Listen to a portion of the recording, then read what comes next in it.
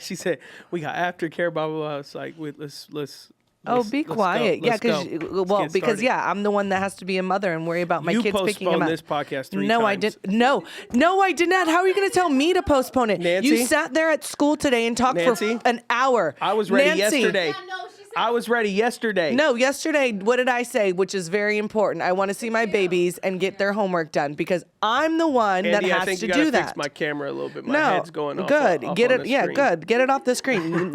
Keep his brain off of it. Gotta fix that camera. Yeah, real quick. no, that has nothing to do. No, absolutely not. I did not cancel it 3 times. Then I told your butt to get up at 8 o'clock this morning. I'm in my schedule. Yeah, you said that. And so then you're like, let's push it to 12:30. Then we're at school today, and all of a sudden, Mr. Studious, I want to be teacher's pet, had an hour conversation with the professor after, and I'm sitting there, took a picture with Nancy, and said it definitely ain't coming at 12:30. Then we went home. And then who cooked you some lunch or made you some lunch? I did. I've been cooking. Lunch. I cooked lunch, and then I made lunch, and it was healthy. She's cooked twice. I don't know how to act. A whole domesticated woman. Don't play me. Don't play me. 2026, new year, new me. Wait, you served him? I was. She fed him. I had him. She set it on the table. I said it very nice. It was very nice. She made in a me dinner plate. yesterday. Yes, she did. I did make dinner yesterday, and then wives, hear me out. I ate it on a work call. So. And I had to call him from outside to come inside because it was still hot. And he tells me, eat it while it's hot. It's disrespectful. It's rude. I said, if you don't get your butt in here right now, I done slaved over this whole meal. The crock pot slaved over that whole meal. And I got business. I take care of business. Anyways. I had business to take care of. And I made that meal within 20 minutes today. Sweating. Don't smell my pits. Alize, can you give me that bag real quick? I want to show everyone. Everyone has been, I won't say everyone, because I think when you say everyone, it's like, really everyone? No, about like 5 women were like, show us what Adam, which is now a couple weeks ago, got you for Christmas. And we talked about the sentiment of like... Yeah, how good my gift was going to be. Yeah. Well, and you got yours on too, so don't play me. You got me a new necklace. I did. So it came in the mail finally. It was late, but it's okay. So, first of all, everybody, welcome to Beyond I Do. Thanks for joining us today. So good to see you guys. Yes, let's jump into that. We got Ashlee today here at the table, as you guys can tell. Yes. So let's jump in. Give us some tell? context through your voice. Oh. We can.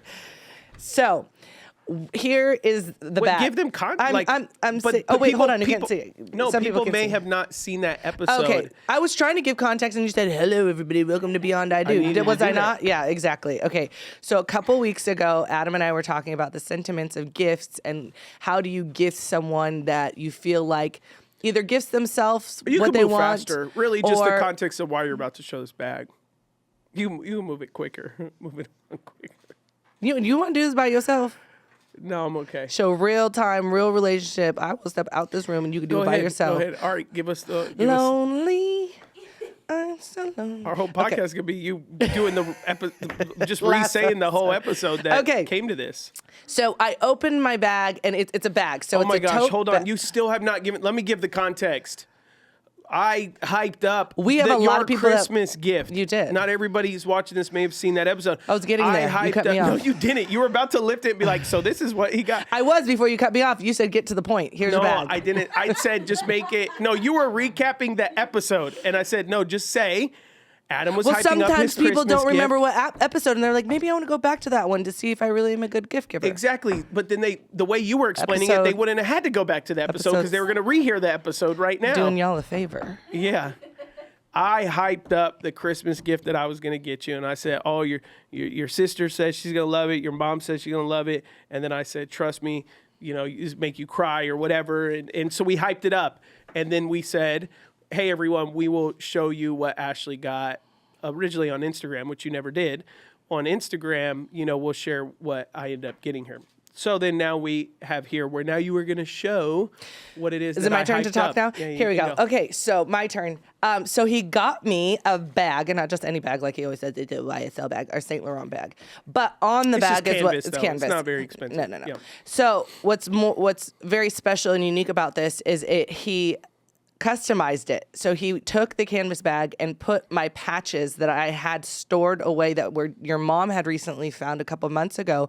That these are all my national championship series from when I was younger playing soccer. And so you know how you just have things, or you do things in life and you get rewarded, or you get patches, or you get medals, and they end up collecting dust. And so this was a very special. Yeah, you had them in like a little jewelry box in yeah. like a Ziploc baggie. And for me, it would be explaining to my kids later in life, oh, look, mom did this or that, but now it's and these expressed patches traditionally would be in on your shorts that you played Yes. in, and then So- I guess you after every year your mom or someone you'd cut them off, or Yeah, we cut them off, or the shorts, you just patch the shorts and you play with those ones, and then you get new shorts and do it. But I only did one pair of shorts because I was like, those are my favorite shorts. So, and you had that lucky short so thing. you just kept repatching the same shorts. Okay. Kept repatching So the you same had shorts. to take them off Yes. to put your new one on. Yes. So this is all the way. So it says 2018, 2005, 2008. 2008, sorry.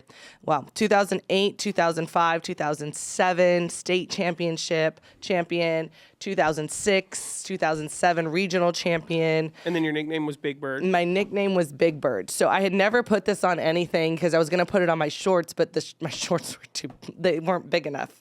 They are long enough. And so my coach had gifted me, or a teammate had gifted me, and I just never put it on. So this bag has now gone everywhere, and it's probably going to be tore up, and he's going to have to give me a new one because I've literally carried it almost everywhere. But yeah, so this was something I did cry when I opened it, because you think about the things that you've done in life, the hard work, the time, the hours, the travel, the experiences, and sometimes you can't, when a lot of people say, well, don't live in the past, but sometimes the memories in the past are what make your life special. So now that I get to share this every time, and there's a lot of young girls that I know that play sports and soccer that I've mentored over the last couple years, and they would have these patches. So it's something that you have something in common with, even at an older age, where you can still be, you still have relation with that, or you still have, what's the word I'm looking for? Similarities. Yeah. Yeah. So here's my bag that I carry everywhere, guys. I absolutely love it. And I got little Yeah, it was quite the process. I discovered this little jewelry box not a couple weeks ago, but like back in October, and then I was like, oh, what are all these patches hanging out? And I looked, and I was like, wow, I should probably do something with these. And then I thought I was gonna put them originally on like a little like a big old picture board thing that you can like submit them to like FrameBridge, and they'll set them and you can hang it somewhere. And I thought, okay, I might do that. And then I don't know. I saw something that had patches. It was like some brand, like Bodie or something. And then I was like, oh, maybe I can get. And I did name brand just because hopefully it should be quality. I didn't want to do like a Trader Joe's canvas and it tear up in time. And hopefully that doesn't tear up. So I wanted something that was, that was a kind of a name brand canvas that hopefully was made very well, because I was going to put something special on it. So that's why I went in that direction. And then I took it over to my my seamstress, because I get all my shirts, my pants. I like all my stuff length fitted perfectly. So I go over to her and I'm like, hey, what do we got to do to get these patches on? Because there's like all these pockets and stuff. And she's like, man, I basically have to like rebuild it. And then I was like, yeah, let's do what we got to do. So she had to take a lot of things apart and sew it all on and all that kind of stuff like that. But it ended up coming out really good. It did. And yeah, it brought you to tears. And so, yeah, guys, for the fellas watching this, I just want you to know, you don't have to be me. You just, you don't have. Ladies, don't look at your husband and be like, why don't, You please don't be him, because there's a lot of qualities you don't know that we don't share. Please. That's what I'm saying. I'm saying there is a talent that you see, which is what we put out there. Clearly not intentional awareness, which is what I'm very aware of other people's, things. I can pick stuff up, but there are other things that I'm very not good. I'm not good with empathy. I'm not good with emotion. Keep going. I don't take anything serious. Everything to me is kind of meaningless. So I don't keep going.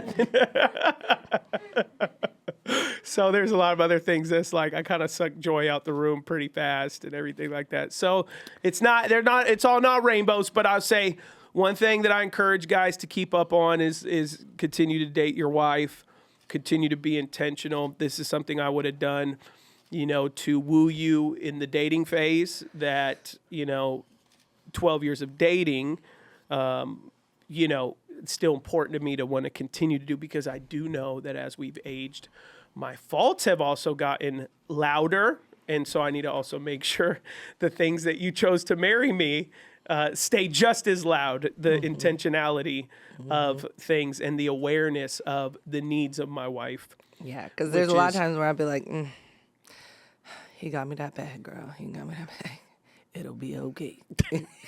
Just think about how much he loves you. He loved me to give me that bag. That was sentimental because I want to hurt him. Yeah, and then on the flip side, Ashlee has never done anything sentimental in her life, and that's okay. What is around your neck? Well, it's a very thoughtful. Yes, it is very thoughtful.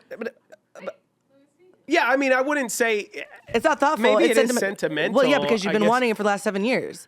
We couldn't afford it. Yeah, it's just a pendant. Yeah, it's a pendant that I've always wanted, and it's Jesus Christ. It's a beautiful piece by a jeweler. For I those can that send know, it back. Those that don't know fully the podcast, but I used to work in the jewelry industry. I still do work in the jewelry industry. I make custom stuff and everything like that, and so I really like the art of jewelry because I still participate in creating it. And so a jeweler has a very nice piece. And I've always admired it, and I know him and from afar, and about annually I would send it to Ashlee and be like, hey, I think I'm gonna finally buy it, and then I haven't gotten around to it, and so yes, for Christmas you got it for me, which it'd be sentimental for the fact that I've desired it for a very long time. It's very sentimental because then I went leaps and jumps over high because I missed a whole movie day because the pendant was coming and it needed to be signed for, and so someone had to stay. So I vouched to stay and miss out on that buttery popcorn for your necklace. Yeah, I took the boys to the movie so that you could wait for my package. And then I made you deliver it to me. I did. Can you bring it to me? So something that he said he didn't love, and can I have it right away? No, I said, you've got me stuff I've loved. Yeah, for sure. But I mean, listen, over the years. Because you and I there was a time, we can listen. You know what? We had an argument one time because. You talk a lot on this podcast. You normally talk a lot. There was this one time because with gifts, I'm just saying, him and I got into a heated argument about gifts because it was Mother's Day and Father's Day, and from the beginning when I dated him, he made that statement where it kind of like you're not my mama. You're not my mom, and I was like, okay, I be picking up your clothes like I'm your mama. What do you mean? Now I'm a cook and a chef. I'm your mama. Yeah, So there was this time where him and I got in this heated argument because it wasn't about the fact that he didn't get me anything. Is I want to teach my boys to honor their father on Father's Day. And I didn't feel like it was reciprocated on Mother's Day. So then I just took it out on him. And I was like, well, you know what? You didn't even give me nothing anyways. And he was like, you didn't give me nothing. And then he brought back, he was like, no, you got your tattoo with your boys, with the cheetahs, with the tattoo. And then I was like, oh, remember that Sandro jacket I got? That was for Father's Day. And then we both looked stupid. And we both said, oh, sorry. Yeah. Yeah, but I do get good gifts, but we just apparently gift too much because we forgot. I get you a custom tattoo of you and your boys in cheetah print, and you got me a jacket for sale. It was $400. Exactly as much as the tattoo. I don't think it was. Yeah, that brand is expensive. No, it's not. And I got you your gorilla tattoo, Mr. Monkey Man. Yeah, just a couple years ago. That out of wasn't the blue. the same that year. wasn't for Father's Day. It was just because I love you. It was for Father's Day. This is tick for tat. Let's go. It was Father's Day. It was Father's Day. Oh, it was Father's Day. So I got you that and the jacket. Bro, girl, you're winning. Bro, what? You're in like multiple. This is like a multiverse. You're in different years right now. No, they all bleed together. Father's Day is the amount of time all of them come together. It didn't happen every this was different Father's Days. But just brief. There's many instances, brief overviews. Oh wait. What are you going into? When I asked you to marry me, a custom lottery ticket. Oh, that was really cute. That you scratch off, and it said you've won the lottery, a lifetime of happiness. There was which no money. Have. There was no money. Listen, you've drained me. So it was a financial lottery. custom. I've done like custom candle for you. I did a custom bag for you. That's great. There's a lot of other very intentional things about your life that I have got for you. And I'm just saying, not to compare, you don't have any of those stories, so to say, other than the gorilla, which you didn't connect it. There wasn't like sentiment behind it. It was just, you were saying you wanted it, and then I reached out to the tattoo artist. And you did, and they and you paid hooked for it up. So that I would say, okay, that's in the stream, and then I would say, and then the necklace goes in that direction. No, because so I got you in something. 13 years, I got you something. Oh no, because I got you something. You better think real hard about what I got you. Where I lied about the whole day because we can't say it on here. I'm gonna tell you. You better think about long and hard what I got you. Are you talking about my 30th surprise birthday party? Well, that one. Oh, you keep adding. You remember too. Well, what's another? yeah, What's the other one? Maybe I'll. The booklet. Yeah. Oh, yeah. You can say that on here. Oh, We're married. okay. What are you talking about? I don't. They're 18-year-olds maybe. I don't know. Well, Andy's just turned 20. No, I did a boudoir you did it with shoot a woman. for my you did it with a husband. woman. Yeah, you did it. Yeah, and it wasn't for like our marriage. You know, it wasn't early on. It was like a couple years ago. Yeah. Because you have a history of being very insecure about your body and all that kind of stuff like that. Sweating. And so, and so you reached out to this woman who's very well known, boudoir, and you got me a book. Yeah, so okay, I'll take it back. You have made an effort in the latter year as we've gotten older. Trying a little bit harder to keep up with you is hard. Yeah, because the first 7, it was like... First 7 is you just got to look at this big body and be happy because like, ain't nothing else coming out of it. The first 7, I was like, I don't think she has feelings or emotions or a romantic side of her. But yes, in the later years of life, you have very much improved. Yeah, I'll say that. When you're a big back paddywhack, you really you're so are dumb. insecure. What are you talking about? You've been... The 7 years. You've been love tiny me, before love and my still a husband, bit insecure. Husband. You have body dysmorphia is what it is, but that's a different podcast, podcast maybe. Yeah, maybe. Yeah, you Anyways. need like a therapist that can help you through that. Well, stuff. we can talk about going back. We can go back to what Nancy had kind of asked and kind of go back to the bag of reliving life and remembering the good times and remembering the memories that are attached to it. And Nancy had brought up this conversation that apparently adults are having with their younger children. Let me look at it real quick. She texted. I haven't even looked at it yet. It's more millennials are wanting their children to live in their nostalgic moments. Yes.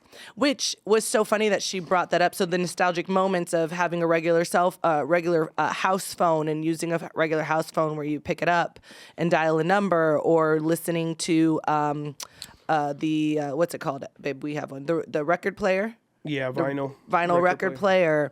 The other thing was... Well, here it is. I'll just say it. Go ahead. Say it so you don't have to... It's someone did a post, and they said, trying to raise kind and confident kids, which I don't know how that caption has to deal with what they're saying.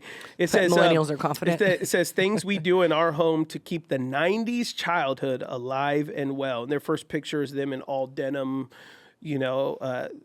Canadian tuxedo type things. And it says, we canceled Disney Plus and Netflix, and we have a VCR and DVD player only, essentially. And it's a relatively young couple. We use consoles only that are classics, so like Nintendo and Super Mario type of thing. We collect and trade cards together, Pokemon, basketball cards, baseball cards. We have a record player that the boys have to use. They pick one to play every morning. And we have a very stocked art desk, so like an art and crafts desk, apparently. And we installed landlines that are Wi-Fi based to facilitate more connection with friends and family. They actually have contact numbers where you have to actually put the number in order to make the call. A portable audio player, like a cassette player or something like that. So, essentially that's what they, have said. And you were talking about, the thing is, watching that actually, Nancy, it seems pretty fun, right. The thing is like, I think there's intentional, I think there's intentional raising of children that create memories and experiences and help in their education and other stuff. And then there is just kind of a little bit more strict rule-based, could borderline on legalism, and not in this family's case. We don't know enough, but there's a difference between a home that prioritizes family connection, even maybe analog connections, over just modern use of technology that disconnects the family and separates the family and stuff like that, which is a reality. And I understand that. I don't think I have enough information from their posts that it appears they're doing it for some type of level of protection. And that's just where I've seen over the years with parents that kind of overly try to protect from the world in society. And I was one of those children. Ashlee was one of those children raised in that type of home that was, hey, I'm gonna shield you from everything, and we're gonna protect you from the big bad boogeyman, or even just we're Christians, so in the Christian sense, the very real reality of this, aspects that are secular and worldly, or if not kind of satanic or whatever. But then what happens is with a lot of these children is the moment they get some type of autonomy, 19, 20 years old, without understanding the why, because a lot of times that's not embraced in the home, is like, hey, let's talk about why this is. Let me explain to you why we're doing what we're doing. Instead, it's just, hey, that's the way we do it. Our house, our rules. And that creates a child that if a child doesn't know the why, then at some point they go in the real world and think, oh, this really isn't all that bad. Oh, it's really all that. And then they go through this slippery slope where abuse starts taking place because they've never been taught how to walk that fine line of when to discipline yourself off of things. Right. And like an example of something that maybe we talked about on the podcast or not. I know I have in sermons on stage at church, but just that aspect, how you and we've noticed, especially since our oldest is diagnosed with ADHD, our youngest actually does a phenomenal job of not caring about his iPad or anything like that. And he'll be 5 in a couple months, but he could care less about his iPad technology. Right? He'll go outside. Yeah. But Matthias, the oldest, who has a dopamine chase like I do, he could be on his iPad for 12 hours, right, and not even eat, or just obsessively eat food and consume. And so we made this rule this past fall, which was about 6 or 7 months ago, where we said, hey, Monday through Friday, no iPad whatsoever. I know your friends, cousins, other people, they're on it during the week. You feel like you're missing out of what's happening and updates on Roblox and all this stuff like that. But Saturday and Sunday are only, you could be on your iPad, and you got to earn it. And it's only for a specific amount of time. And on the weekend, they still have church, they still have sports. And so, none of that can be interfered with any of your desire for any technology, whether it's PlayStation, whatever, as he gets older, whatever. These are the current boundaries, because your priority Monday through Friday is engaging with the family. And honestly, it's become a little bit more of a nuisance for us, because he comes home and we have to be prepared to occupy his time with things with us or in general. Right. But it's worth it. We've seen that for Matthias, like, he's calmed down a lot. Even when he's on his iPad on the weekends, he doesn't have this obsessive addiction to it. So we can say, put it down. Whereas like before we did that and created some structure around that, and we would still want somewhat be structured, but he could get it every day for the most part. You're done with homework. Oh yeah, you can go on your iPad. Right. The moment when he was being able to consume whatever he wanted every single day, when we would ask him to do something, and that's what drove us nuts. We would say, hey, come sit down for dinner.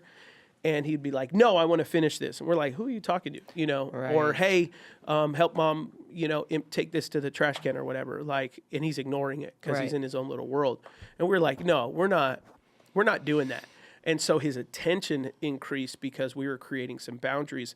And we also create aspects that are fun in our home. And I'm very digitally inclined. And so I engage with them on their devices and stuff like that. But that's where I think that it's pursuing, intentional systems for your children that isn't you trying to relive or even redo something that you feel wasn't owed to you when you were younger or given to you when you were younger, but more so having wisdom and not more so rules or legalism on how do I create a fun environment in the home? Right. How do we create an environment where everything is not so digital? So I like that. There were certain things that I'm like, oh, that's pretty fun, you know? Right. The way that they have classic games, which I'm sure our 4 or 5 year old would understand Nintendo more than he would PlayStation. Yeah. And so it's like, oh, and the Wi-Fi phone for land calling. It's like, oh, I could see them calling grandma, and like that that's seems fun. fun. Yeah. You know, like that doesn't seem like too much of a problem unless they're saying we do this because right, you know, right. we're Amish and we don't want to, you know, it's like, okay, Well, no, I think they're wanting to keep the nostalgia, which I think is really fun. I think it's cute because you and I just recently came back from Disney, and there wasn't a guilt in me, but like we have Disney Plus, but I grew up on Lion King. I grew up on Beauty and the Beast and Little Mermaid and all of these things. And I was thinking about it. And I was like, how do I, as a mother, keep the nostalgia alive of like something like Disney, like those old movies, like Aladdin and Jungle Book and Peter Pan and all of those things? And do I want my kids watching those? They watch now. They have watched some of them, not all of them, but I know you and I were having that conversation with some people and some people that were even creators of some of the Disney movies, that Disney, when younger, catered majority to girls, little girls. So like even now looking at it, I was like, am I wrong for not being nostalgia enough and letting my kids watch like the Snow White, Beauty and the Beast and all of those things? And I was like, no, because they're boys. yeah. They're boys. They wouldn't watch that. They would watch, which my favorite one is Jungle Book and Peter Pan. Those are my favorite Disney movies, which they have watched. But in that sense, I had to almost correct myself because I was like, am I letting them miss out on such a fun childhood that I had watching all these nostalgia Disney movies, and would they enjoy them and blah, blah, blah, blah, blah. And then now I think about like K-pop Demon Hunters and how eye-grabbing it is and the creativity behind a movie like that. And my kids were fully engaged in that because they have the Saja boys and all of that. But how that for them is way more fascinating than Jungle Book animation. So I'm like, I can't push my agenda on my kids because it's something that I desire or I want them to have. It's allowing them to have some type of freedom to like the things that they are going to like. And me as a parent understanding, okay, like you said, we'll have boundaries on things that you can and can't watch. We're not going to allow you to watch South Park and all of those, Simpsons and all of those. The first time I was speaking somewhere and we were at the pastor's house, and they had a granddaughter that was like 15 years old. Yeah. And she was watching K-pop Demon Hunters. Yes. And it just was in the TV in the background, and Matthias kind of started watching it, and then we get back to the hotel, and he said, hey, can I finish watching the movie I was watching? Like, oh, yeah, for sure. What's it called? He tells me. It's like, oh, it's called K-pop Demon Hunters. And I was like, whoa, yeah, you're not going to watch that. You know? We like, definitely were like, Demon Hunters? Yeah. Nah. And then I was like, hold on. And they have, you know, those family websites where you could type the movie in and they'll give you like a family-friendly score, and they'll tell you what's appropriate, what's not. And so I read it, and it was like, oh, okay, they actually hunt demons. They're like that spiritual side of the world is a negative side of the world, right? And you know, and they defeat these demons, you know, through music and all this stuff like that. Which I think that, you know, for certain areas, like it's like as my son has an awareness, like Matthias showed me last week, which was so cool. He has his I don't know if you noticed, but his current iPad wallpaper is anime Jesus on the cross, yes. you know, and it's Jesus in anime right. character. Right. And he ran up to me and showed me. It's like, because he has a broad. We had them watch Narnia the other day, which is nostalgic, super nostalgic. And they said, "What is this?" I said, "Oh, well, it's essentially a make-believe movie about Jesus." And Jesus is the lion, you know, Aslan. And I just gave him that premise. Matthias is 7, Thomas 4, didn't really understand everything. And then the younger brother makes a deal with the witch for Turkish delight to turn his family in when they come into Narnia. And so literally Thomas goes, "What is that?" And Matthias goes, that's a candy. And then he goes, and then Matthias goes, "That's actually sin." Mm-hmm. I didn't tell him that. Right. I didn't tell him that at all. I told him the basic premise. Right. This deals with the spirit world, the lions, Jesus, the witch is basically Satan, and that's it. And he starts making these correlations. Oh, this young kid's desire for candy. Why? Because some of the things he's watching from K-pop Demon Hush, it's giving him an awareness of the reality of the world, and not everything is so biblical and scriptural, but it's a language, it's a context. It's like what I was, your mom recently asked me to explain, like Harry Potter, witchcraft, and I said, well, as a student of the Bible, the witchcraft that J.K. Rowling is using as witches and all that is different than what we would biblically say is witchcraft. They're two different things, and everything is spiritual in those statements, and you gotta view the magic as the spirit world, and the spells that they give are biblical connections of spirit, right? One of the spells is Illuminus, which is light. That's biblical. Another, spell is Expecto Patronum, which is expect a savior. Another one is a Crucio, which is death. A curse. And a curse, curse spell. And it's the death spell. Yeah. And only the wickedest of people use death. Right. And it's not like if you even use a spell on someone, you would like freeze them before you would ever kill them. And so there's these, parallels that, and every family has to create their standards, their own. But for me, as I've tried to understand and create standards for my children, we do have harsh lines in our home of what's allowed and what's not. Right. Type of YouTube and YouTubers that's allowed and what's not. And even amongst our own family, like there's stuff my brother and sister let their boys watch that I wouldn't say is inappropriate. It's just I have more of an awareness of who that YouTuber is or what they do that we kind of put hard lines. But then there's other areas that I'm like, hey, let's embrace it as a family. Let's discuss it as family. Let's enjoy it as a family, so that my sons can see that, like, oh, dad wasn't just this like anti-everything. He's an individual that's using wisdom on the why, to where I can have a 7-year-old son, and I don't think every child would come to that conclusion, could look at candy, look at a child selling his siblings out for candy, and my son say, well, that's sin, Thomas. Right. And that's what sin does. And it's like, and we're not this family that every evening we light candles and we open up the Bible and we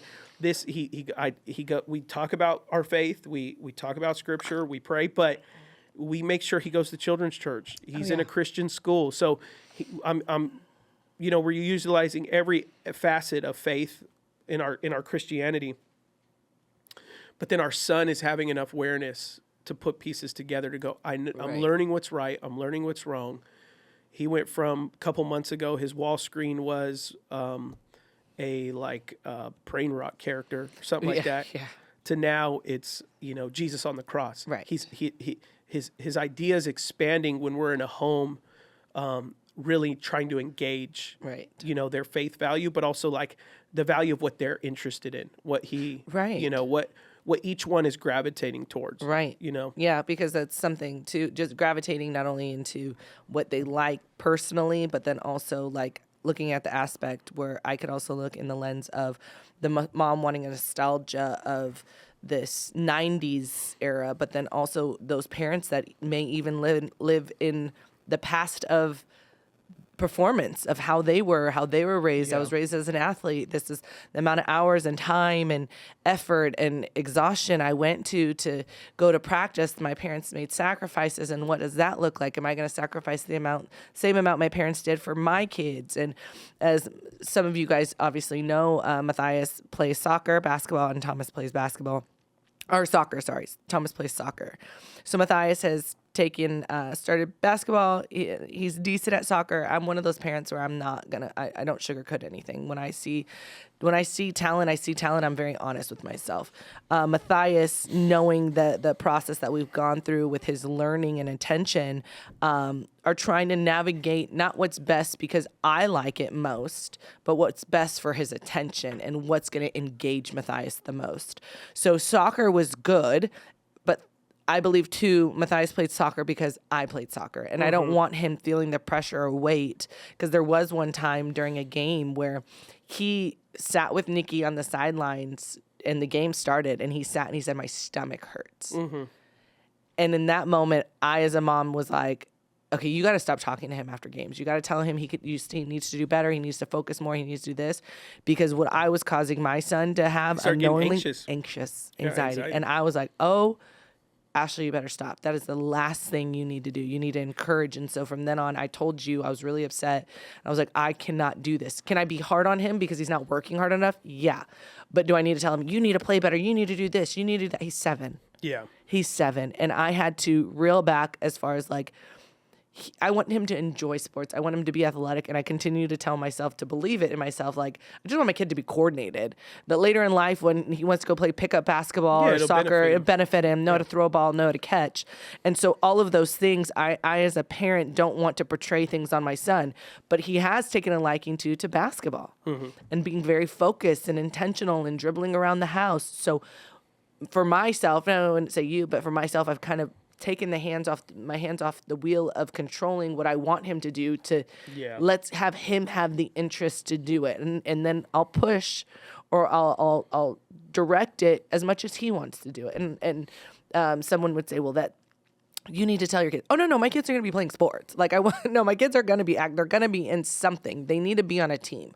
I believe that team camaraderie is very important for children in their learning dynamic and learning how to. You learn a lot. You know, you take like, I know you would have a lot of these stories, but like when I was in high school, I ran cross country and track cross country, and I was a gifted runner, but I didn't take it serious. So, you know, I would leave practice early, show up late.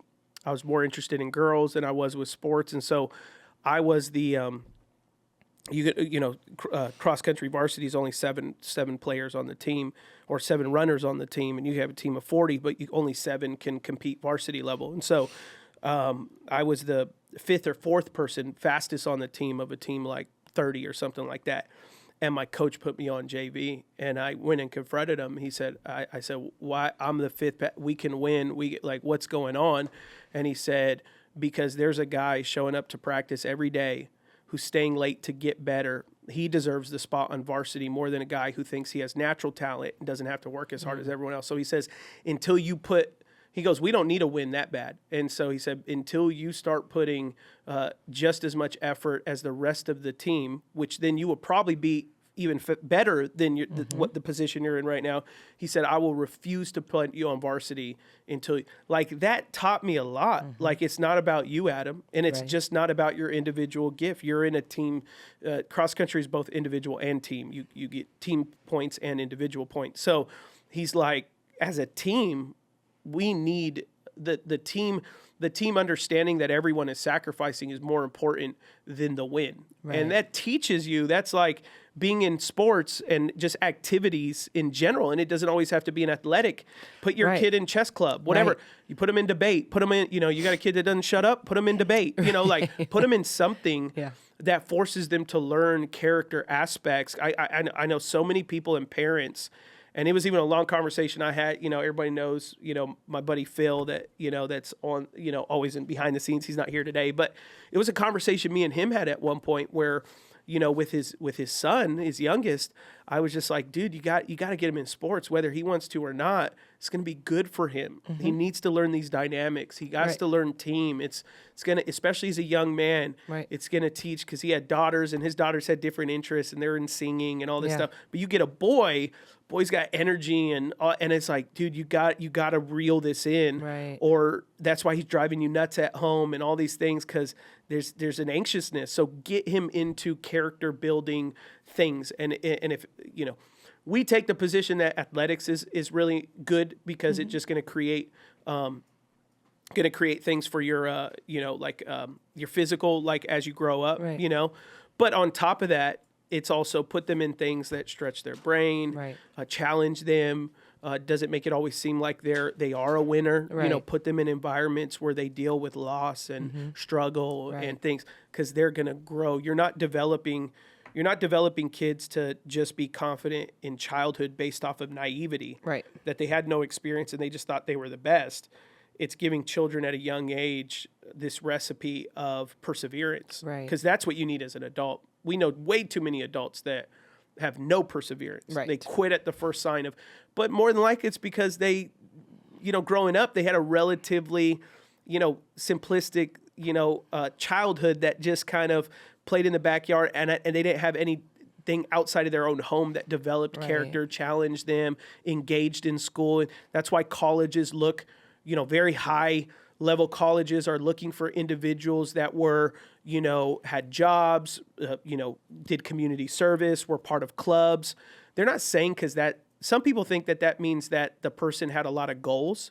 No, the colleges know, and I sit on the board of a university, we know that when a student is involved in extracurriculars, the likelihood that they've engaged someone that wasn't like them is really high.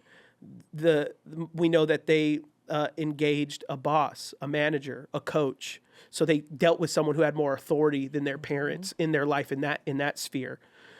They engaged other students, so they had more interpersonal skills outside of the classroom. Right. So that's why they're looking for those things, not to just be like, we want to make sure they got a lot of goals. Right. We want to make sure that there's enough diversity within their life that we can assume some character has been developed through being in environments that aren't mom and dad's home. So to this post of the mom and dad, it seems like they're endeavoring to create this echo chamber of family life and home where they control all the outlooks. But we know that when they go in the real world, that is not developing children of perseverance. No. It's developing children that are conditioned to one environment and one environment excluded. alone. And that's going to be difficult for them. Absolutely. It could be like, oh, my mom, you and I have run into this problem, and don't judge us as we land the plane, is there have been many of times when Adam and I have gone out to, let's just say we go to work, we go out to a social setting or anything like that. And sometimes if it's the weekend, we let the boys bring their iPads. So let's just say you and I have walked away for a moment and we're talking with some friends or anything like that, and the kids are to be quiet because we're meeting or anything like that. We put our boys on their iPad because we know they'll be quiet. Yeah. And then we run into a majority of parents who don't allow their kids on iPads and expect them to entertain themselves in these quiet moments. And you and I have always had the conversation of like, No. What we've talked about, what happens is parents who don't allow technology, they then have no problem when your kids have it, and then that person's kid is asking for our kid's iPad. So now we got to teach our kid to share. Yes, and then your kid treats it like cocaine that they've never had. And so now they're on it and they won't share. Share with that's not theirs. And the parents somehow now have no problem that their kids are on an iPad. It's not theirs, though, and that's how they rationalize it. Oh, well, it's not ours, so we're not really encouraging it. It's Matthias's and Thomas's. And they sit there, and that kid's looking at it like, a teenage boy looking at, boobs for the first time. and then we're like, hey, so you're going to take that away from your kid? Because my kid's quiet, but now my kid's annoying me. Right, wanting my phone, and give them your phone. And then we're like, and then the kid's like, hey, can I play? And our boys are like, at first they're like, but now we've trained them so much, they always have to offer it. Yeah. And so we'll literally be somewhere else into strangers. Our sons will be like, hey, here, you can play. You can play, you can try it. Because we drill in them like, hey, share. And so then we're like, be consistent. If that's your rule, that's your rule. Right, but also, then don't go to if you're our going to be face. okay with it in a public sense, then have a device that they're allowed to use in a public sense. And then have boundaries. Well, and that's the thing that a lot of people don't understand. There's a certain thing where we don't let our kids have iPads. Okay, why don't you let your kid have an iPad? Are there certain things that you don't want them on? Great. Don't put them on there. If there's a 5-year-old that doesn't know Thomas does not know how to put an app on his phone. Yeah. He had to learn through his 7-year-old brother. And when Matthias was little, he did not. We approve it all. We approve everything. They're not allowed to download something without our approval. No, and we delete things or we block things or we get notified that Matthias, there's this app that apparently the age went up, and he's like, can you just put in your birthday, Mom? I said, no, it's not for your age. So you're not able to be on it. But all that to say in the sense of parents have a device in the sense of learning. Well, I want to say have a device. I'd say do whatever you want to do. As a parent, whatever you feel is consistent for your children, do it. Right. Do it on your conviction, but be consistent with it. Right. Don't put it on other people, and also you give wisdom. Say, hey, but a lot of people nowadays, our generation, everybody's making decisions based off of 60-second TikToks that they've seen. Right. Or this one therapist that recommend, it's like Right. they see this one or two things and okay, that's the decision I'm making, which is fine. Yeah. It's just don't then implicate other people based off of your disciplines, right? It's like if we had a no iPad rule, and we've had that before. We've had our boys haven't been able to be on iPads before for whatever reason. And we've gone somewhere and they've shared and we said, hey, give them back the iPad. You're not having one. Well, what do? Sit there with your arms crossed. And color. Like, they give you color. Well, can I watch them? You can watch them, but you cannot hold that iPad. If that is your conviction, don't all of a sudden be okay with your child borrowing someone else's iPad because you somehow rationalize or anything else, a phone or whatever. And so, our son asks for a phone all the time. The answer is always no. And then he goes, oh, I know so-and-so, someone, it might be around their age that has it for whatever reason. I said, hey, that's our rule right now. The answer is no. It's not happening. Well, what's my age? I don't know. Your maturity level. That's what it is. How much can I trust you, Matthias? Maybe I'll be able to trust you at 13. Maybe I won't. But we'll make that decision. I'm not giving you a number. It's not an age. It's your maturity level. That's good. When can I date? When your maturity level. That's the answer. Right. And as you get older and it comes closer to that, I will tell you what it takes to be mature. Mm-hmm. And there's things we have taken away from Matthias that we've said, you've just shown that you're not old enough to handle it. And that's okay. And that's it. And then he'll nag us but so-and-so has it.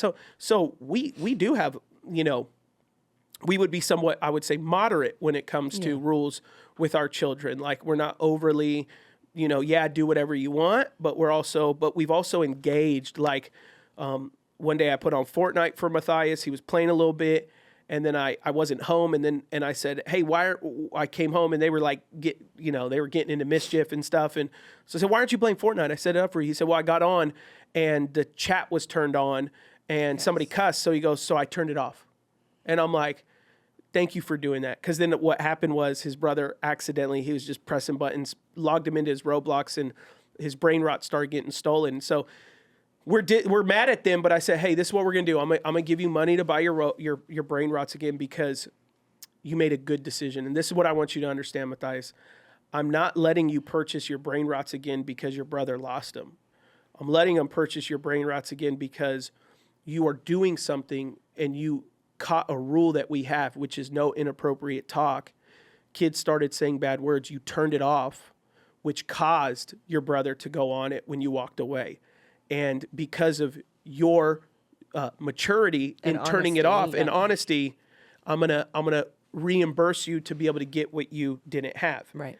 And he lit up, thank you. Then the next time he accidentally did something and lost a brain rot, he came back to me again and said, hey, can I rebuy it? I said, no, you misunderstood the lesson last time. I rebought it because you did the right thing. This time you just did a dumb, you logged into the wrong thing and you got it stolen. It on dumb. And I'm like that, and we're like that. And so it's creating opportunities to measure the maturity of your children and going, okay, this one I can throttle a little forward. And I have no problem. Like, I don't believe in quote unquote equality for our children. Like if one child, as they get older, if one child can do this and another can't, they're all going to have the opportunity to earn opportunity to have freedom, but they have to show each of their own maturity to handle it. And there's been times we've said yes to Matthias to something, and then we've come and he was mishandling it, and then we stripped it away. And we said, until you earn it. Like here, you were innocent until proven guilty. We gave you an opportunity. You didn't act right. You went over to a friend's house, you misbehaved, blah, blah. So right now that opportunity is taken away, whatever it is, And we don't even have to be in the building because just this week I told you he lost his iPad for a week because I heard all the rumbling and commotion at Grandma Betsy's house. And I said, you lost it for a week. He is sad as all get out, is what it is. What you're going to do is be respectful. You're going to be polite. You're going to use your manners. You're going to be obedient. And then you're going to listen. You're not going to cause someone frustration and it's also just navigating with Matthias because we're finding new rules and tools on how to navigate with his learning and his comprehension. He's a very, very smart kid, but he gets in the stints of the overly, I guess I would say stimulated. He gets stimulated, dopamine is hyper, and so it's just navigating those things. But it's really figuring out your kid and, like Adam said, disciplining them to what they know. Thomas got in trouble the other day at church, and I told him he gets 3 strikes from the teacher, and then he's out. immediately he processed this the whole way home, and I didn't even probe him or anything like that. I said, if you do it again, you know what happens. And he was definitely scared. And so we got home and we walked. I didn't say anything else to him in the car. He was silent. He gets in the house and goes, I'm sorry, Mommy. Mm-hmm. He goes, I'm sorry for not listening. I'm sorry I didn't listen to the teachers. Then you walk in maybe 15 minutes later, and I'm sitting in the living room, and he walks to you. Didn't probe him, didn't tell him you need. And he goes, I'm sorry, Daddy, for how I behaved in children's church. Yeah. So Yeah. So they all learn differently. Matthias ain't going. Yeah. We praying for that one. Anyways, Yes. y'all. All right. Hope y'all God had bless. a great day. Hope you Yes. enjoy this episode of conversation that we had. Yeah. And hope you're having a great leave new in the year. comments if you do anything nostalgia with your family. If you guys do the movies or anything, if you're trying to keep something alive, the 80s, the 90s. Yeah, I thought some of those were cool. That is some cool. of them are weird. I like the phone one. Like The phone one- the I like the premise is phone weird. one. Like, the premise is like we're, sheltering them so much that modernity sucks. All Right. while they're posting on TikTok on their iPhone. So Right. that's what I never understood. Children get to a certain age where they realize the hypocrisy within adults. Right.